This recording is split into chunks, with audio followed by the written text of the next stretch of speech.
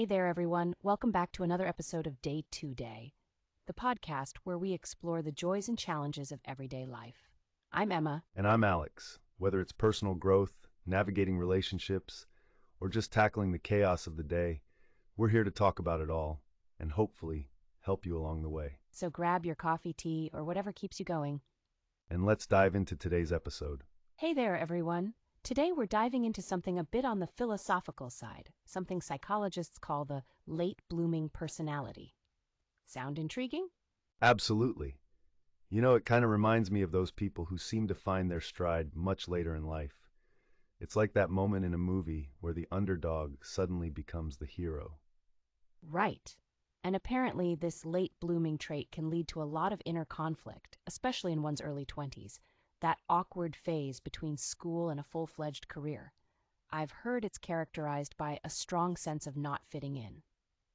Oh, definitely. I think many of us have been there, feeling like the odd one out at work while everyone else seems to have their act together. But what really sets these late bloomers apart? Good question.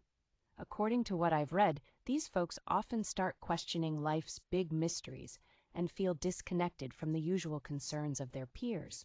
It's as if they're wise beyond their years, yet still grappling with fitting into societal norms.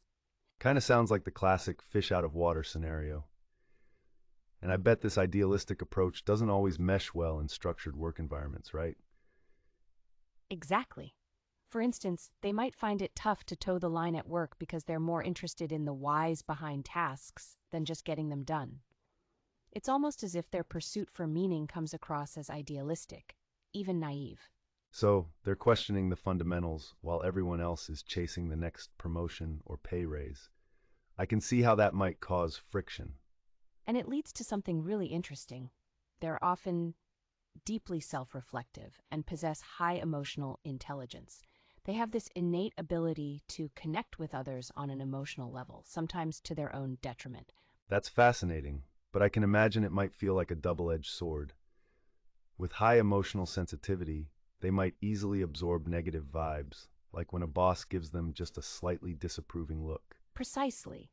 They're kind of like emotional sponges, attuned to everyone's feelings, which can be overwhelming without the right boundaries and experience in handling such dynamics. That sounds exhausting. I suppose the challenge is turning this sensitivity into strength without getting caught in the emotional crossfire. It is a challenge, but what's remarkable is as they mature, this emotional depth can actually be harnessed. There's research hinting that these individuals improve in areas like leadership and management as they grow more practiced. Interesting.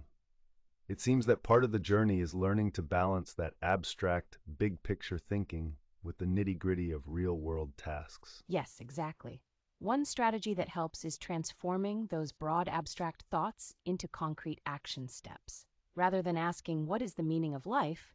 They scale it down to what can I achieve in the next 6 months? That's a great tip. It's about making the grand questions manageable.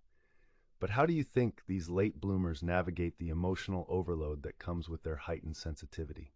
One effective method is cognitive reappraisal, a technique where you reframe how you perceive and react to emotional situations.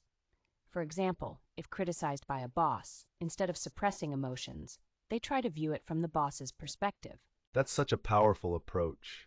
Shifting perspective can really ease emotional tension and offer clarity. So how does all this fit into the bigger picture of personal growth? Well, if they don't resist their natural inclinations and embrace their uniqueness, these individuals often emerge stronger, more adaptive, and with a deeper understanding of themselves and the world.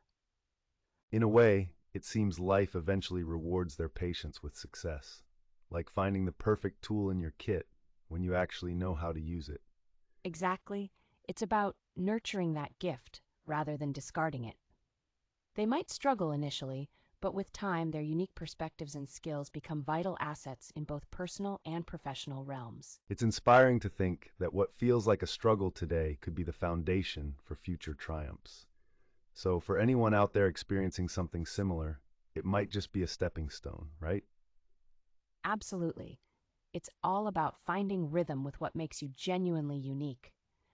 And if listening to this resonates with you, take heart. you're likely on the path to something profoundly fulfilling. That's right, folks. Embrace your journey, quirks and all. Thanks for exploring this topic with us today. We hope you found it insightful. Until next time, keep asking questions and exploring the depths of who you are.